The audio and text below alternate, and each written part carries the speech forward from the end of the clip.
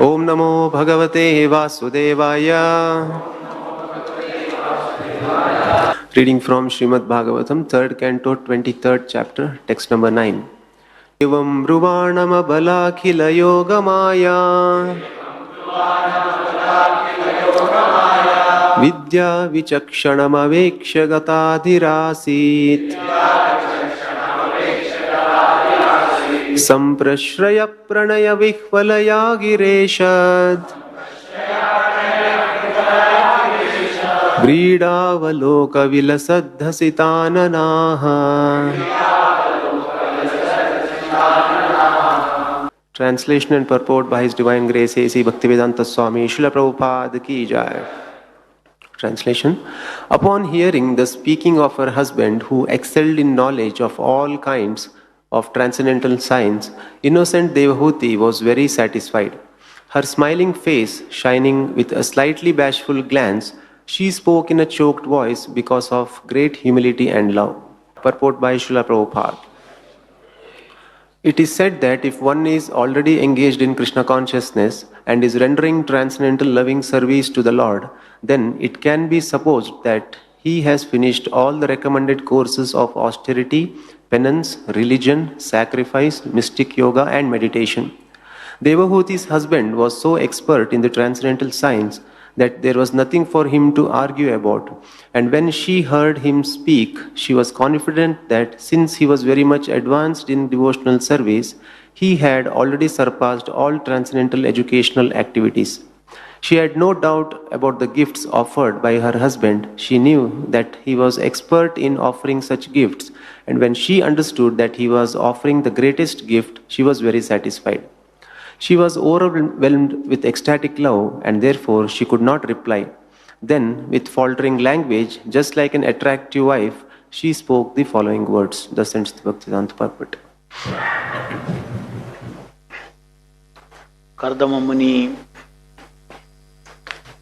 telling her that he would give her transcendental gifts very rarely obtained by persons of aristocracy.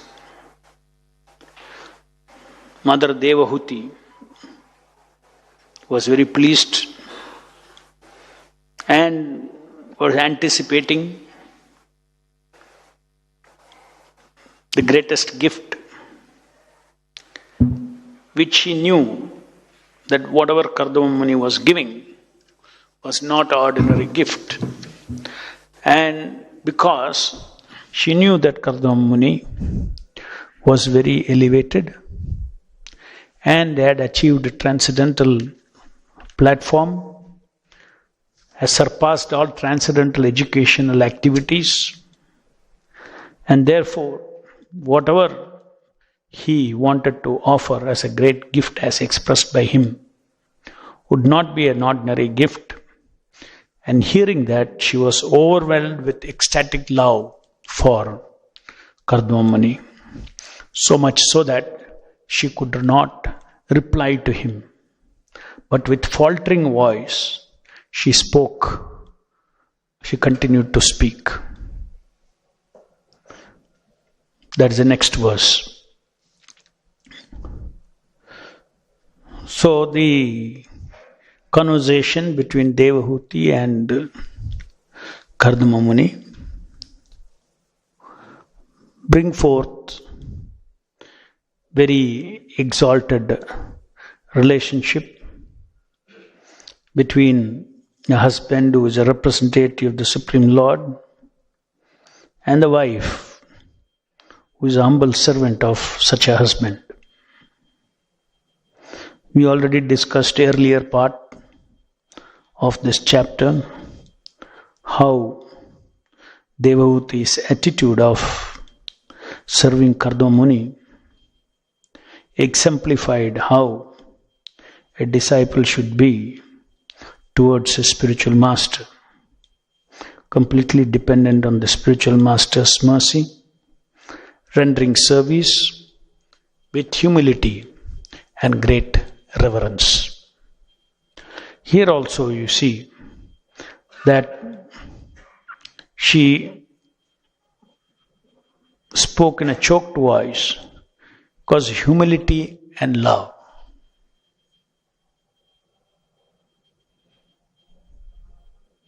In the beginning part, Prabhupada explained a lot about the two words, Vishrambhena and Gauravena. That one, she had respectful. Vishrambhena means intimacy, and Gauravena means with great reverence. So now you see here the reverence, love and humility, with great humility and love. So she was in a position of being a servant of Kardama Muni, subordinate, servant, wife, disciple. The appropriate feeling with which one should relate with these personalities, like Guru or husband or elders, is with humility and love. Why humility and love? Humility is one's natural position before one's elders. Love is because they are showered with so much mercy from the elders, spiritual master, husband, the recipient of spiritual mercy. So that is how there is a reciprocation of service from the disciple, offering a service from the disciple, and receiving of mercy from the spiritual master. So in this way, a transcendental loving relationship is mutual, reciprocatory. It is not one-sided. So these exchanges, loving exchanges of service from Devotee, very, very, very sincere service by her, being from an aristocratic family.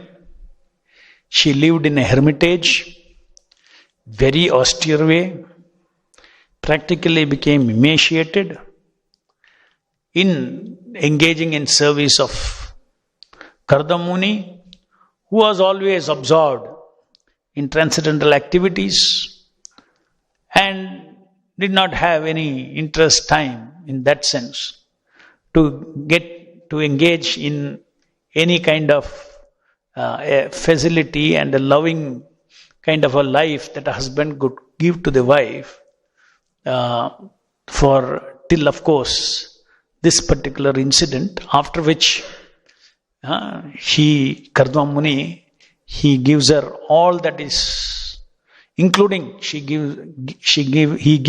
blesses her with from her emaciated body to get a very beautiful body, and then continue with her as a husband and beget child, create beautiful palatial, aerial palace for her, and they travel in that, they create the progeny. All that was a gift that he gave, but initially she underwent a lot of austerities. So this is actually a kind of a relationship between the Lord and his servant, and Guru and his disciple. The disciple is tested. A disciple is given an opportunity to express his sincerity of service, to express his devotion, to express his unstinted commitment to the spiritual master in the face of extreme difficulties. That's the test. And there is a tipping point. After a certain point, then the test ends. And one is showered with all spiritual opulences. That's happening here also to Mother Devotee.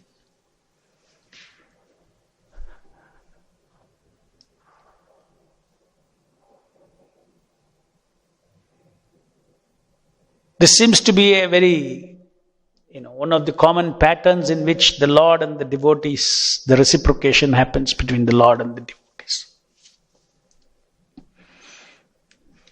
As disciples of Srila Prabhupada, we have to take great austerities with determination to serve Srila Prabhupada. Normally we tend to think that service means doing big things, all those things. You have to understand the transcendental meaning of service. Transcendental meaning of service is that the one that pleases the spiritual master most is if the devotee is understanding the scriptures, along with performing services to him in the right attitude. The spiritual master is very happy to see the disciple make advancement in spiritual life, which means the Guru is very pleased by seeing the disciple chant Hare Krishna nicely, japa. He is happy to see that the disciple is undergoing this sadhana bhakti very nicely, in the face of extreme difficulties, inconveniences for the body, inconveniences for the mind. That is called austerity. So whether the devotee, disciple will take up all these austerities with a determination to fulfill the instructions of the spiritual master, that test one has to undergo before the spiritual master opens the floodgates of mercy to the disciple. And it is through these processes of purification, these austerities, these tests, that the devotee fixes himself in devotion service, undisturbed by material circumstances, undisturbed by the dualities of material nature. His mind becomes fixed to serve the lotus feet of Guru and Krishna. When that fixation happens, when one is fixed, then the floodgates are opened. Mercy is given to such a disciple. And mercy is in what form? Mercy comes in the form of jnana, vairagya, then love for Krishna. That means first the disciple who is stuck in this material world, he is stuck in the bodily concept of life. The bodily concept of life is a punishment for the living entity. Bodily concept of life is an imprisonment of the living entity. So first mercy that comes in the form of vairagya is liberation from the bodily concept of life.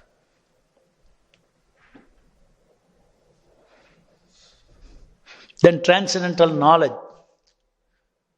the nature of spirit, the nature of spiritual variegatedness, the nature of the spiritual world, the existence of the spiritual world, these things become a fact to a devotee who receives the mercy of transcendental knowledge from the spiritual master. So when there is vairagya, when there is transcendental knowledge, where is the question of sense gratification? There is zero sense gratification. There is zero sense gratification. And when these two things come, then when these two gifts are given in the heart of the devotee by the mercy of the spiritual master, then one becomes situated in another energy of the Lord. Not the material energy of the Lord, but the spiritual energy of the Lord takes over such a devotee. But that does not happen unless the devotee is far away from any sinful activities. Is far away from sense gratification. His mind is fixed in the devotion service of the Lord. So, how the relationship between Devotee and Kardama Muni has developed from the time Swayambhuva Manu handed over her to Kardama Muni. Verse after verse as we read, we see the perfection of this relationship of surrender. And then later on, she is now going to be gifted with a great transcendentalist like Kardama Muni. Giving a woman a child is, obviously it will be a great devotional service, which we all know.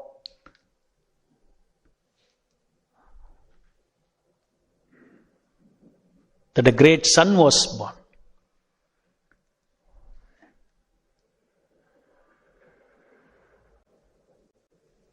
So Devotee going to get this gift from Kardama Muni. And because of her devotion and commitment and love for Kardama Muni, whatever she is put into, any kind of opulence, all these things, she's already developed that attachment to Kardama Muni. Therefore, there is no question of her falling down into sense gratification in that sense. Sense gratification itself is, sense enjoyment itself is not sense gratification. Krishna says, I am sex life according to regulative principles. And Krishna says, I am sex life, that means there is sex enjoyment. And Krishna says it is him. So sense gratification is different. Sense enjoyment in one's life is not equal to sense gratification. Mayavadis means no sense gratification means no kind of sense enjoyment at all. So when it is authorized by the Lord, even materially, no doubt in the spiritual world there are spiritual senses and spiritual gratification. In that sense, spiritual enjoyment is there. And everything that is enjoyed is mercy of the Lord in the spiritual world. That apart, Krishna says, in this material world, I am sex life, he says. So in this material world, according to regulative principles, if one is engaging in conjugal relationship with one's husband, who is a representative of the Lord, conjugal relationship with the husband, who is established at the lotus feet of the Lord, that such a life does include, you will see in the next few verses, it includes opulence, it includes comforts, it includes enjoyment for senses, everything Devotee is offered and given in the next few, as a gift from Kardama Muni. So, the presence of sense enjoyment is not necessarily to be misunderstood to be Maya. One can be situated in this material world, in service of the Lord, with ample opulences possible, ample, gift of, transcendental prasadam of the Lord. As far as devotees are concerned, whatever they get for their senses, they consider it as the mercy of the Lord, to be reinvested back into the service of the Lord. And there is appreciation, there is loving relationship with the Lord, of gratitude and love, seeing the unlimited mercy that the Lord bestows upon the devotee. So it's completely another energy that envelops a person who becomes free from or a person who receives the special mercy of the spiritual master. No doubt, the instructions of the spiritual master itself is a mercy.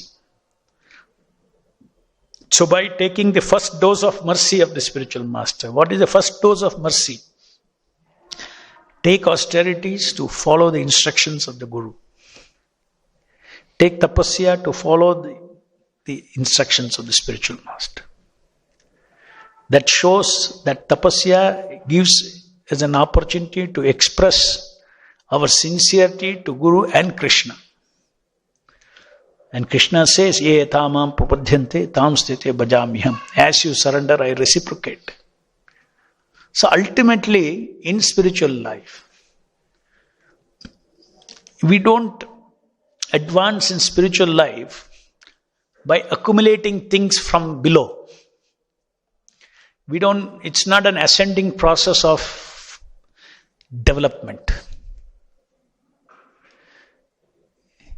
In the process of surrender, the devotee puts his effort to rise up to what the spiritual master is expecting. And then ultimately he succeeds because of the mercy that comes from the spiritual master.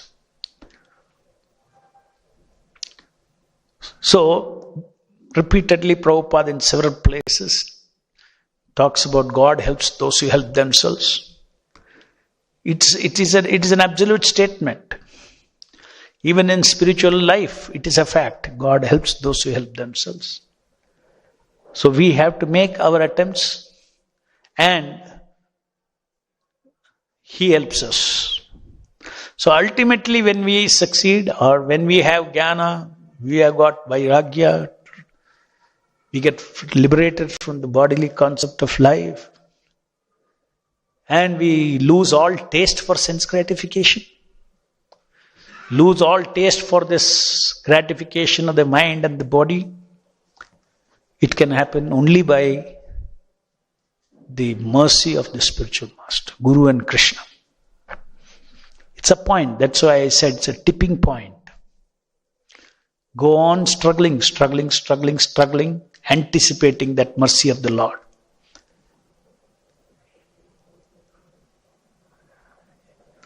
The Lord works in the heart of the devotee to cleanse the devotee of all sense gratification. There is no conflict in such a devotee's mind of sense gratification. Whether I should enjoy, I should not enjoy. This conflict is at a lower level. Whether I should enjoy or whether I should not enjoy. So one side mind is saying enjoy, other side mind is saying don't enjoy. So this duality is there. But it is in this duality we have to express our adherence to Guru's preference, Guru's instruction. By going through these dualities, every disciple, that means Maya, is serving the Vaishnavas also. She does her job like anybody else.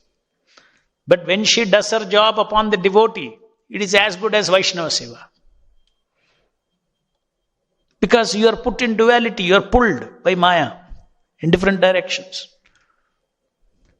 And then you have to resist that. You have to resist that. You need commitment and devotion to your spiritual master, Krishna. You have to show your commitment to come out of this material world. So like that, repeatedly test is given and the devotee becomes stronger and expresses his commitment very firmly. Yes, I am determined. I want to get out of this illusion. And then wait for the Lord's mercy, Prabhupada's mercy. Then Prabhupada will give us that mercy. But 100%, there is a stage where when we get that mercy, then we become free from, there's no conflict. You are not free from sense gratification because you fight a conflict. You're in another plane. You're free from sense gratification. That is another Yogamaya. Another divine energy is enveloping such a person.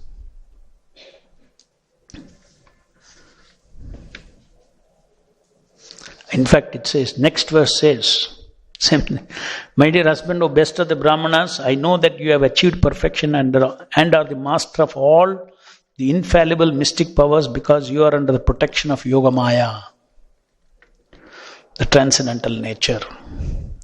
But you once made a promise that our bodily union should now fulfill, since children are a great quality for a chaste woman who has a glorious husband.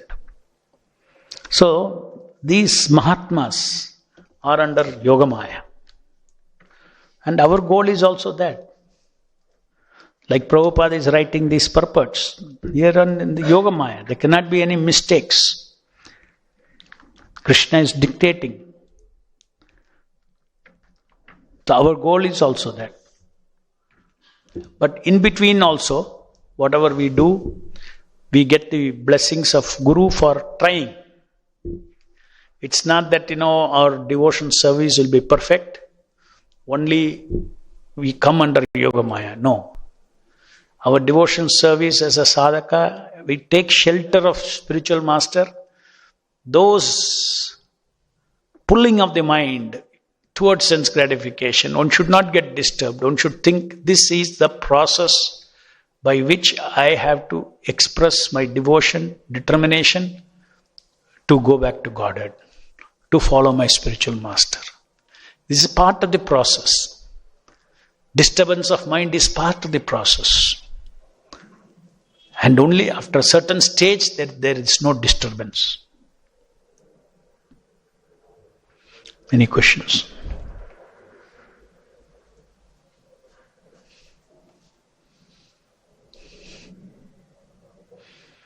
Thank you so much, Pandit Prabhu.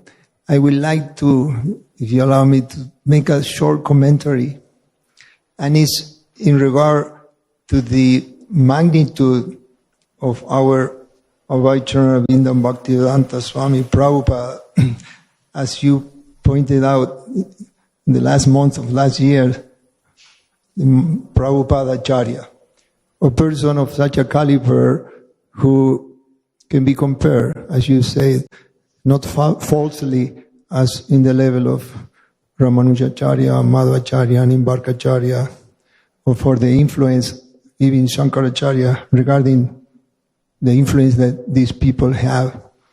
But the point I want to address is the deep factor of this particular chapter.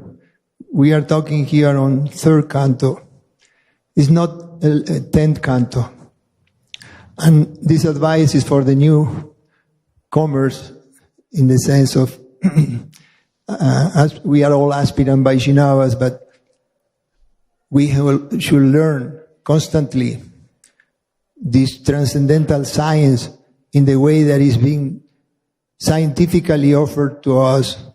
Because Srila Prabhupada is not only Prabhupada Acharya, but is Rasikacharya, in the sense that no sannyasi will, in such a detail, elaborate the feelings and relationships that we all must first understand within the parameter of the three-dimensional world before we can even start to scratch the nature of the Absolute. I was very much appreciative of your sequence of elaboration of this topic from the point of these two principles of approaching the Lord with intimacy as Paramatma essentially, but follow with the principle of Vairagya, analyzing that we are in a wrong body, in a wrong environment, but there is hope for relationship.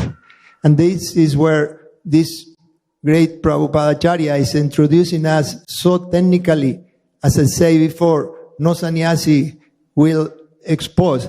I'm talking about sannyasi from the term of temporary existence. In the spiritual world, there is no such a particular consideration of Varnashama, because it's Daivi Varnasham. All these designations are transcended. But the essential point that you had made in one of the classes, which relating to the intimacy, had to be understood not just by listening to one of your classes, but all of them. Because that is the panoramic view that we all should learn. Not to read the news and people get influenced by our own needs in one particular audience or reading of a newspaper. The similar way, by reading Prabhupada's teachings and listening, is not just one class, but the sequence and how it elaborates such a deep principle that it involves this topic. Prahlada Maharaj, in the intimacy that he had with the Lord, he pulled him from one big stone formed in the pillar. And these two personalities are pulling him in one of the aspects that nobody will think that the Lord could decide to appear in the seminal form as Sri Kapila Deva. These elements of teachings, it cannot be found anywhere. In the course of time, when you grow into devotional service, you will find many people talking about understanding your spiritual body and spiritual relationship and so much within the Gaudiya Vaishnava lineage. But Prabhupada has advised us that is not needed. Listen to his classes as given by his faithful devotees, and everything will be unfolded in the proportion of your sincere attendance. Meaning the attention that we are putting, the attitude towards listening, as Madhu Pandit Prabhu is saying. I just wanted to thank you. Yeah, that is why Srila Prabhupada has even given us direction how one should go chapter by chapter, canto by canto, Srimad Bhagavatam. Because if someone follows that, then he can see that connecting thread of how this transcendental concepts are being introduced step by step by Prabhupada. So being a good disciple means, you see, just like we should not think if you go to schools to study, then you don't go and arbitrarily enter into any class and sit. If you are in first standard, take admission in first standard, then second standard, and third standard, like that. Suppose if your standard is second standard, you are supposed to get the lessons of third standard. You go and sit in the 10th standard. Will you understand anything? No. You may think you're understanding in your own world, but you'll never understand what the teacher is teaching. So exactly in the same way, in transcendental learning, no doubt, we don't need all the karma khanda, jnana khanda. Those are not the classes for us. We come directly to first standard of spiritual life. Those are all in another life. That's what this purport starts by saying, that one who has come to devotion service has done all austerities or penances, all the benefits are over. They come to the level of devotion service. But after coming to devotion service, one should understand that there is a method there also to go step by step. That first step is what I told about the austerity, our determination to stick to devotion service, to stick to the instruction of the spiritual master. All those things, those first few stages is what you see is being developed in the beginning part of all the first canto, second canto, third canto, the different Aishwarya concept of the Lord, the opulent, the powerful aspect of the Lord is being described. And finally, then when it comes to the highest principle of finer rasas, higher rasas. So if you jump to that, then you cannot do, you'll just sit in the 10th standard, that's all. Let's say somebody goes and sits in the, 10th standard. Those who have systematically gone through class after class will pass the 10th standard and go. You may sit 30 years in the 10th standard. You'll still be in the 10th standard. So we need to go step by step, the way Prabhupada said. If you go, there will be gradual elevation in Krishna consciousness, in our purification of our consciousness, and understanding the transcendental aspects of the Lord, all by the mercy of Srila Prabhupada. Kandrachi Mad Bhagavatam ki jai, Jagat Guru Srila Prabhupada ki jai.